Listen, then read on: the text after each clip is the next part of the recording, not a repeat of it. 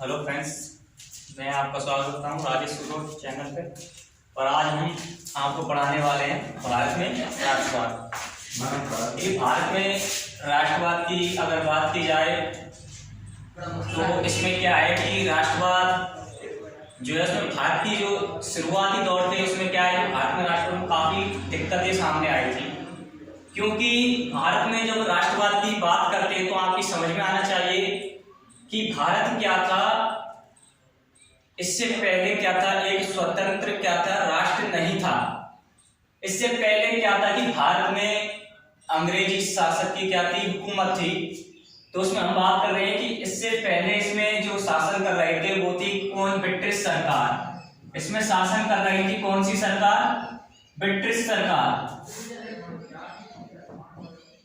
British सरकार।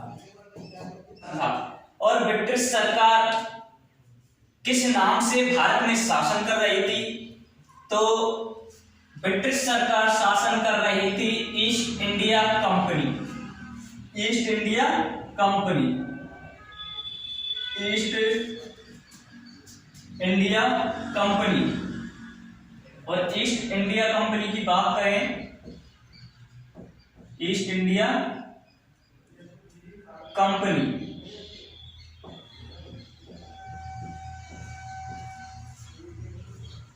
East India company की, तो ये ब्रिटिश सरकार ईस्ट इंडिया कंपनी बनकर क्या कर रही थी, शासन कर रही थी। और भारतीय इतिहास का जो रूप है भैया, भारतीय इतिहास का रूप क्या है, काफी बड़ा था। भारतीय इतिहास का रूप क्या था भैया, काफी बड़ा था, काफी बड़ा था। ये रूप किसका बड़ा था, ईस्ट इंडिया कंपनी का। और ईस्ट इंडिया कंपनी किस नाम से शासन, ब्रिटिश सरकार ईस्ट इंडिया कंपनी के नाम से शासन कर रही थी। और इसका क्या थी, काफी बड़ा क्या था, महत्व था भारतीय इतिहास में। भारत के इतिहास की बात करें तो इसमें बात करते हैं अपन 1850, इसमें अपन बात करते हैं 1850 में प्लासी का युद्ध हुआ था। 1850 में युद्ध हुआ था भैया, कौन सा, प्लासी। 1850 में प्लासी का युद्ध हुआ था। और अंग्रेजों ने 1850 में प्लासी के युद्ध में अंग्रेजों ने अधिकार कर लिया था बंगाल पर। कहां, बंगाल पर, बंगाल। 1850 में प्लासी के युद्ध में अंग्रेजों का अधिकार हो गया बंगाल पर। 1850 में जब अंग्रेजों का अधिकार बंगाल पर हो गया तो बात आई 1922 के दशक की।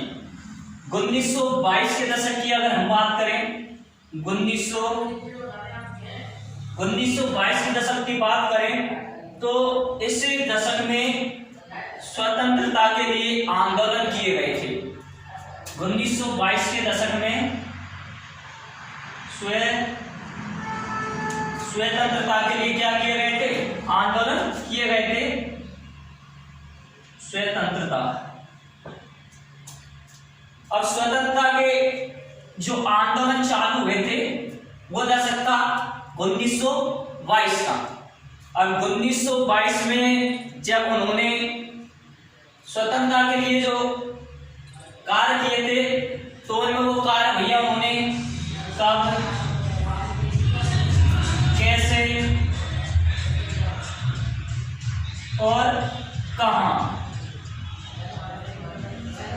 यानी किसी भी कार्य को हम करते हैं तो उससे पहले उसकी क्या डेट भी फिक्स होती है, स्थान फिक्स होता है, कार्य कैसे किया गया है, कार्य में कौन कौन सी दिक्कत सामने आई है, या कार्य किस संघर्षों से गुजरा है, किन किन कार्य को करने में किन किन चीजों में तकलीफ हुई है, तो उन चीजों की क्या इसमें अपन बात करते हैं। तो इसमें जब अपन बात करें तो इसमें अपन बात करेंगे सबसे पहले प्रथम विश्व युद्ध।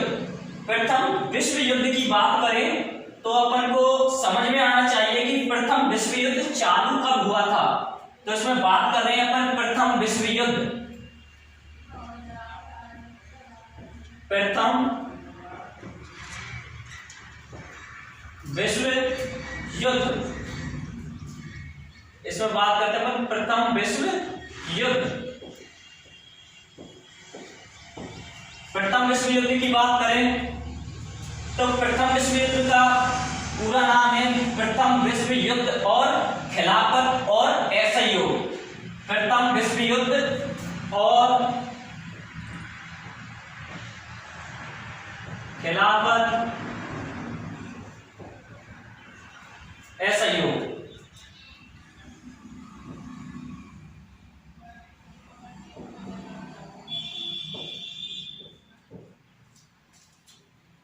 असहयोग की बात करें तो प्रथम विश्व युद्ध और खिलाफत असहयोग जो आंदोलन है वो चालू हुआ था भैया 1914 में।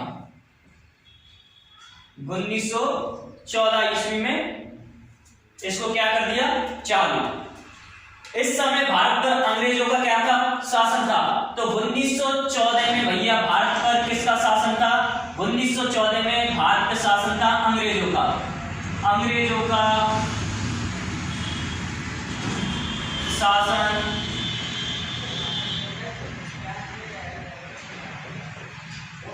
अंग्रेजों का शासन था किस पे, भारत पे। अब एक बार मैं आपको रिपीट करवा देता हूं दोबारा, जिससे क्या है आपके अच्छा समझ में आएगा कि ब्रिटिश सरकार, जो ब्रिटिश सरकार थी उसने भारत पर अधिकार दिया था किस नाम से, तो नाम था east India company. East India company की बात करें तो ईस्ट इंडिया कंपनी क्या थी, काफी बड़ी थी और उसने कहां पर कब्जा कर लिया, बंगाल पर। बंगाल पर जब उन्होंने कब्जा किया तो 1850 के युद्ध के समय किया था। तो 1850 में प्लासी का युद्ध हुआ। 1850 में प्लासी के युद्ध में उन्होंने बंगाल पर कब्जा कर लिया।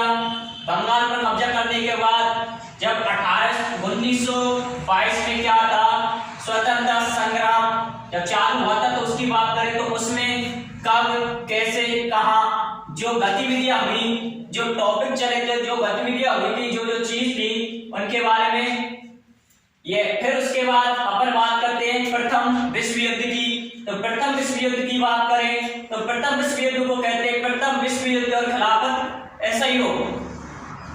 ये चालू हुआ था 1914 ईस्वी में।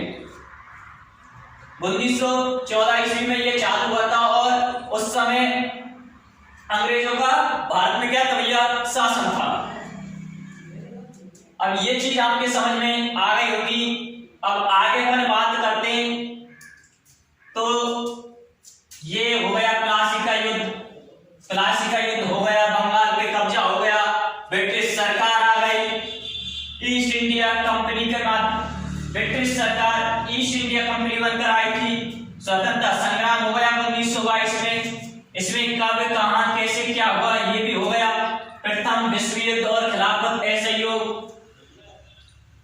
और ये काफी बड़ा था, 1914 में चालू हुआ था और उस समय अंग्रेजों का क्या था, शासन था।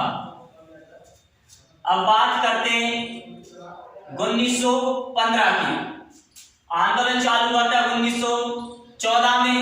अब 1915 में जब महात्मा गांधी, तो गांधी जी भारत कब लौटे, तो गांधी जी भारत लौटे 1915 में।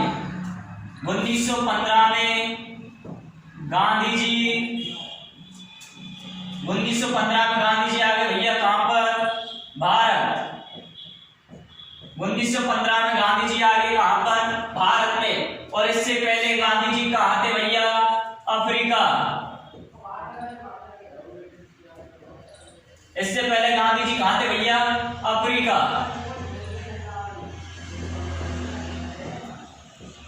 अफ्रीका में गांधी जी ने नस्ल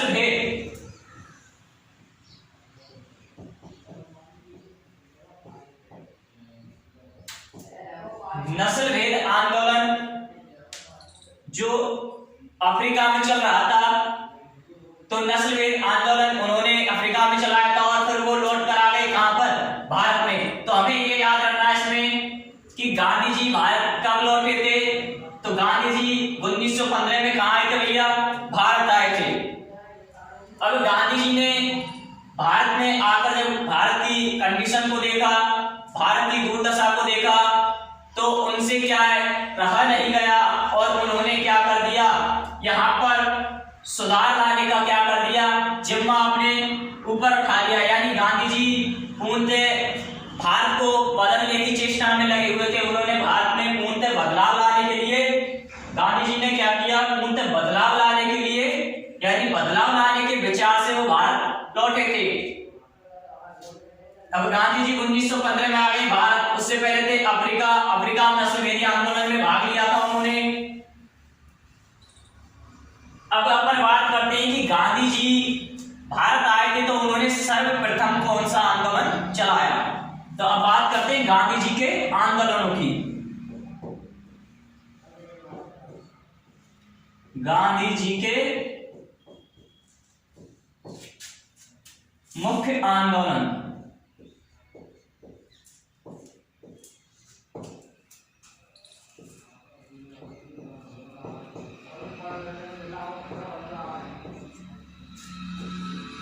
अब गांधी जी के जो मुख्य आंदोलन थे, मुख्य आंदोलन में गांधी जी ने कौन कौन से आंदोलन किए थे, कौन कौन से आंदोलन उन्होंने वापस लिए थे, कौन कौन से आंदोलन के सफल हुए थे, कौन कौन से आंदोलन के असफल हुए थे, हम उनमें आज अपन बात करने वाले हैं।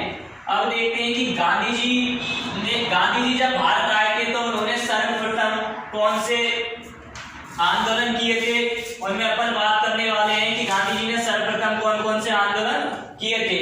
तो गांधी जी ने सर्वप्रथम भारत में आकर उन्होंने सत्याग्रह का विचार, यानी सत्याग्रह का विचार आंदोलन प्रारंभ किया था। यानी गांधी जी ने सर्वप्रथम किया था कौन सा,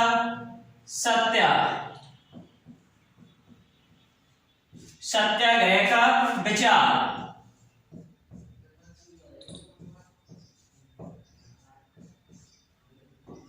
गांधी जी ने सत्याग्रह का विचार। अब गांधी जी, मैंने आपको बताया था भारत कब लौटे, 1915 में। प्रथम कौन सा है, सत्याग्रह का विचार। तो आपको इसमें पता चलना चाहिए कि गांधी जी 1915 में आए हैं। तो सत्याग्रह का विचार कब चालू हुआ, 1915 में।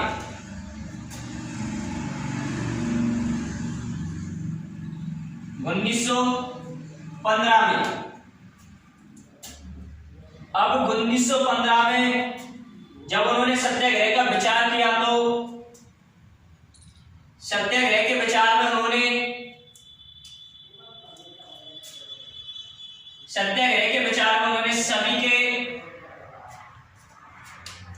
सभी के क्या है सामने प्रस्तावों को रखा था और सभी के सामने जो भी बातें थी उनको रखा था और उन्होंने भी जो बातें थी उनको गांधी जी के लिए बताई थी कि कौन कौन से भारत में क्या है कि काम जो चल रहे थे अंग्रेजों के विरुद्ध, उनके बारे में इनको बताया और सत्याग्रह का विचार 1915 में चालू हुआ था। फिर बात करते हैं, एक तो ये हो गया सत्याग्रह का विचार, दूसरा था भैया अपना रॉलेट एक्ट।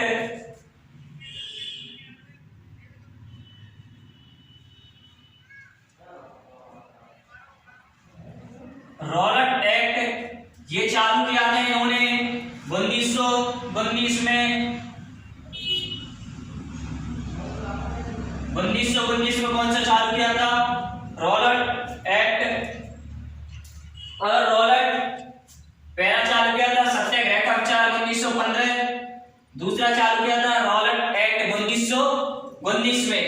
अब इनमें बात करने वाले हैं कि गांधी जी को कौन से आंदोलन में सफलता प्राप्त हुई, कौन से आंदोलन में कौन कौन से आंदोलन इन्होंने वापस लिए थे और कौन कौन से आंदोलन इनके पूर्ण हुए थे।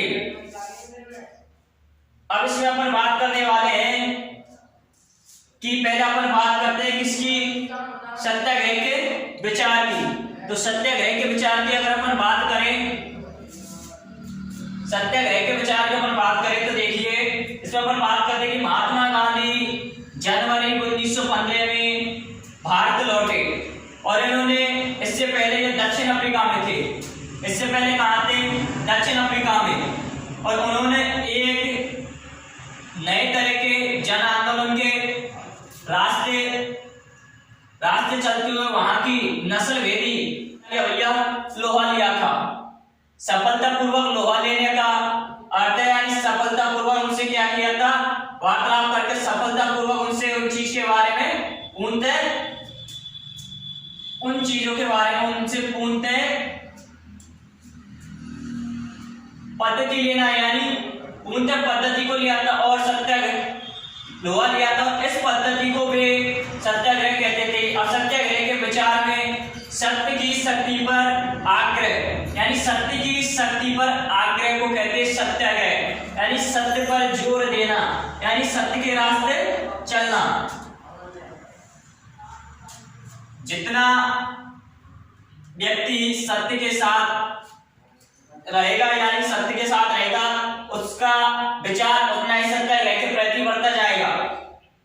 अब देखिए सत्य की खोज पर जोर दिया और इसका अर्थ यह था कि अगर आपका उद्देश्य सच्चा है और आपका संघर्ष अन्याय के खिलाफ है, अगर आपका उद्देश्य सच्चा है और यदि आपका संघर्ष अन्याय के खिलाफ है, तो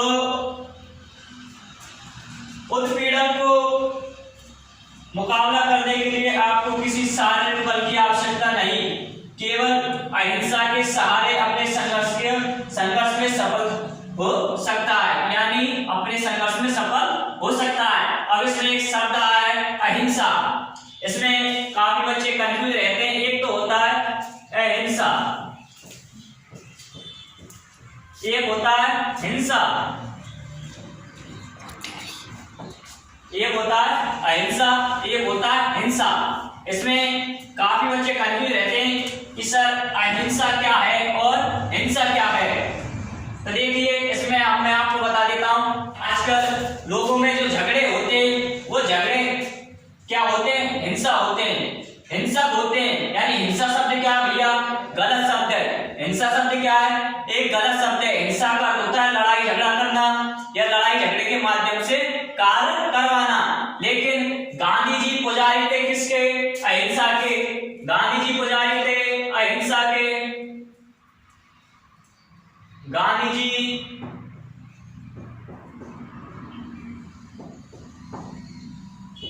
जी पुजारी थे किसके भैया? अहिंसा के। गांधी जी के विचार ये थे कि जो कार्य अहिंसा से पूरा किया जा सकता है वो हिंसा से नहीं किया जा सकता, क्योंकि आपने बड़े बुढ़े की कहावत सुनी होगी कि लोहा लोहे को काटता है। और आपने देखा होगा कि गरमाई क्या होती है कि आपको खाती है, नरमाई और को खाती। तो इसलिए गांधी जी क्या थे? अहिंसा के पुजारी थे। और गांधी जी ने अहिंसा का रास्ता नहीं छोड़ा। अहिंसा के कारण उन्होंने जो अपने काफी क्या थे आंदोलन थे, क्रूर आंदोलन, जो उनके आंदोलन चले थे वो काफी क्रूर बन गए थे, तो उन्होंने अहिंसा के माध्यम से उनको पूरा किया, नहीं कि हिंसा। तो आपके समझ में आना चाहिए कि हिंसा क्या भैया? हिंसा शब्द का अर्थ होता है गलत कार्य करना, यानी लड़ाई झगड़े मारपीट वगैरह ये कार्य किसमें आते हैं? हिंसा में आते हैं। अब इस हिंसा आपके समझ में आ गई होगी। अब अपन अपने पुराने टॉपिक पे आ जाते हैं। तो इसमें अपन बात करते हैं पहले। अब देखिए 1919 में रॉलेट एक्ट को पारित किया गया था। तो भैया राष्ट्रव्यापी सत्याग्रह आंदोलन, राष्ट्रव्यापी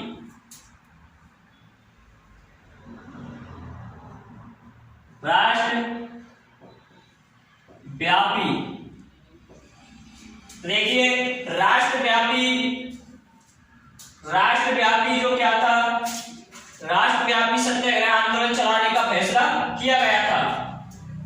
अब राष्ट्रव्यापी जब यह आंदोलन चलाने का फैसला किया था तो इसमें भारतीय सदस्यों के भारी विरोध के बावजूद कानून को एम्ब्रियर और लेजिस्लेटिव काउंसिल में बहुत जल्दबाजी में पारित किया गया था। इस कानून के जरिए सरकार को राजनीतिक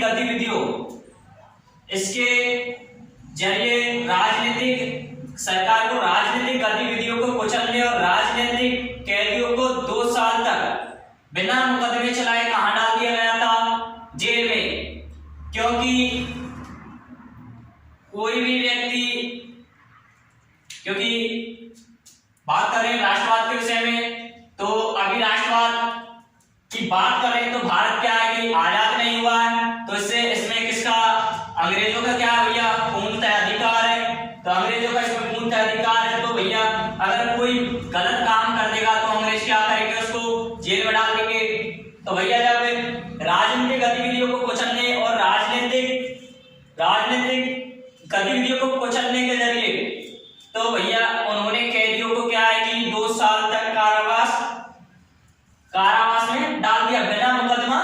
चलाए और अन्यायपूर्ण कानूनों के खिलाफ अहिंसक ढंग से नागरिक अवज्ञा चाहते थे।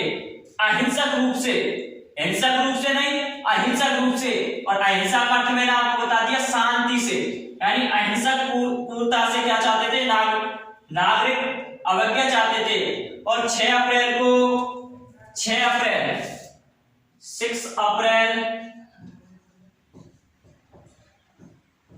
अप्रैल की बात करें तो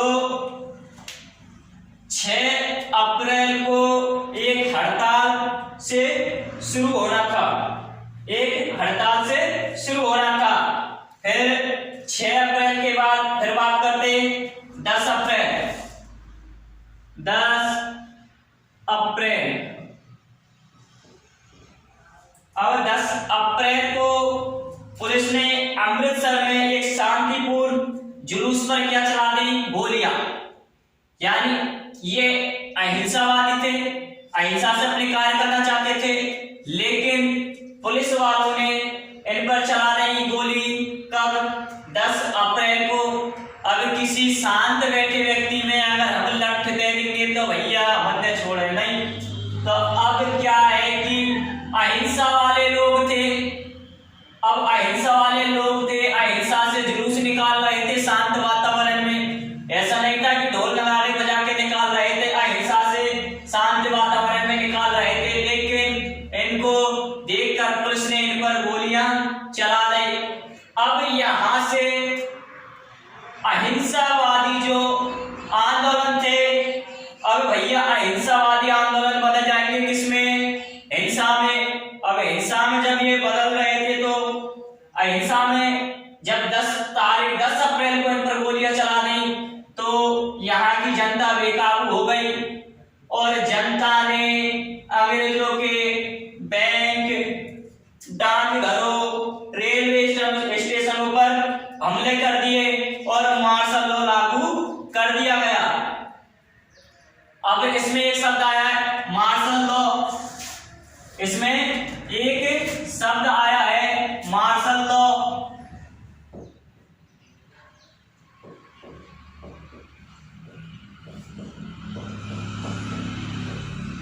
अब आपको कंफ्यूज हो रहा होगा कि मार्शल लॉ कहते कैसे हैं। तो देखिए, सरकार की शक्तियां किसी मिलिट्री में उच्च पद पर दी जाएं या मिलिट्री के किसी उच्च पद वाले व्यक्ति को दी जाए, उसको कहते हैं मार्शल लॉ। तो उस समय मिलिट्री में उच्च पद पर नियुक्त थे जनरल डायर। कौन थे? General Dyer.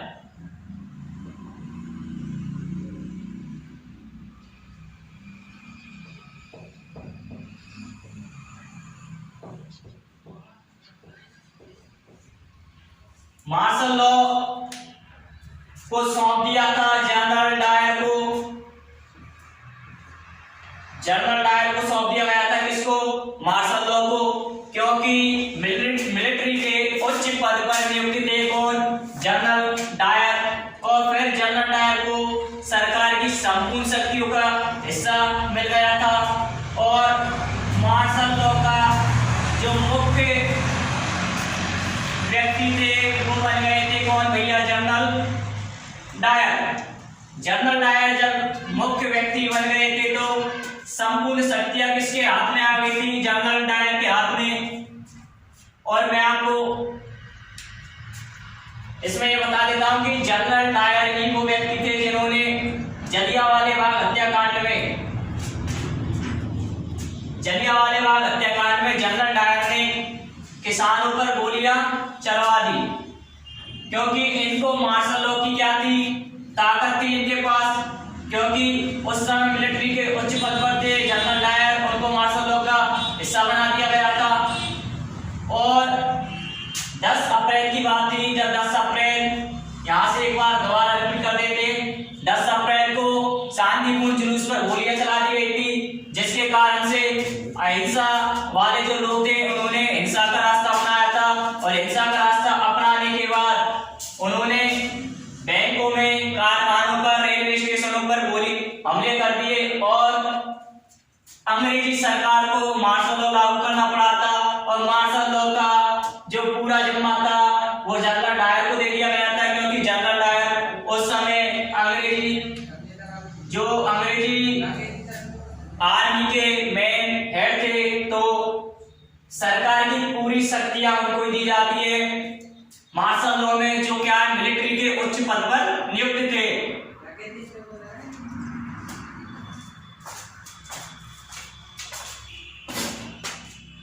नाइस